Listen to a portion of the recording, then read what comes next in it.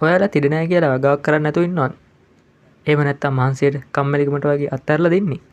එහෙනම් කියන්නේ නැතුව මෙන්න මේ විදිහට පහසුවෙන් පොඩි බණ්ඩක් වගාවක් කරමු.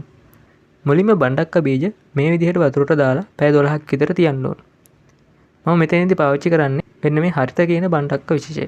පැය 12කින් පස්සේ මේ විදිහට උඩ පාවෙන බීජ ටික අයින් කරලා ඉතුරු බීජ වතුරෙන් අයින් කරලා ඔයාලට මෙන්න මේ ගාම වුණත් මේ ටික හදන්න පුළුවන්. එහෙම නැත්නම් කණු කප්පවල හදනවා නම් මේ විදිහට ටිෂු එකකට බීජ ටික දාලා දවස් 2ක් විතර තිබ්බට පස්සේ මෙන්න මේ විදිහට ඔයාලට පැන වෙලා තියෙනවා දකින්න පුළුවන්.